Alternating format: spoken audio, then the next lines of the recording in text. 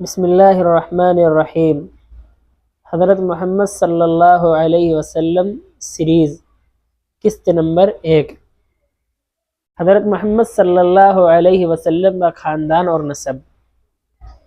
حضرت محمد صلی اللہ علیہ وسلم کا تعلق ایک نہایت معزز اور محترم خاندان سے تھا جو عرب کے قریش قبیلے کی بنو ہاشم ساکھ سے وابستہ تھا۔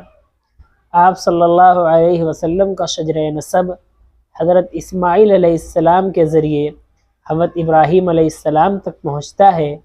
آپ کے والد کا نام عبداللہ بن عبد المطلب اور والدہ کا نام آمنہ بنت وہب تھا۔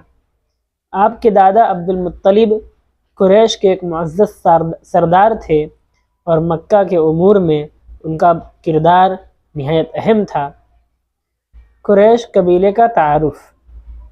قریش قبیلہ عرب میں اپنی عزت، دیانت اور قیادت کی وجہ سے مشہور تھا۔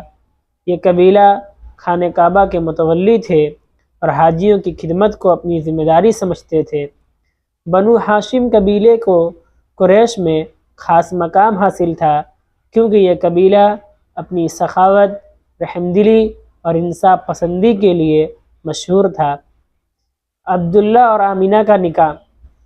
حضرت عبداللہ بن عبد المطلب کا نکاح آمنہ بنت وہب سے ہوا جو قریش کی بنو زہرہ شاخ سے تعلق رکھتی تھی۔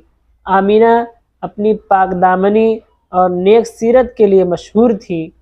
یہ نکاح نہایت بابرکت ثابت ہوا اور اللہ تعالیٰ نے ان دونوں کو دنیا کے سب سے عظیم انسان حضرت محمد صلی اللہ علیہ وسلم کی ولادت کی سعادت عطا فرمائی۔ دادا عبد المطلب کا کردار۔ عبد المطلب اپنی دور اندیشی، حکمت اور بلند اخلاق کے لیے جانے جاتے تھے۔ انہوں نے خانہ کعبہ کی عظمت کو برقرار رکھا اور زمزم کے کنویں کو دوبارہ دریافت کر کے اس کی افادیت کو بحال کیا۔ وہ اپنے پوتے حضرت محمد صلی اللہ علیہ وسلم سے بے حد محبت کرتے تھے اور آپ کے بچپن میں آپ کی پرورش میں اہم کردار ادا کیا۔ سبق۔ حضرت محمد صلی اللہ علیہ وسلم کا نسب اور خاندان ہمیں بتاتا ہے کہ اللہ تعالیٰ نے اپنے محبوب نبی کو ایک معزز خاندان میں پیدا کیا تاکہ ان کی دعوت کو قبولیت اور عزت حاصل ہو۔ ہمیں بھی چاہیے کہ ہم اپنے اخلاق اور اعمال کو اس معیار پر لانے کی کوشش کریں جس سے ہمارا تعلق ایک بہترین امت سے ثابت ہو۔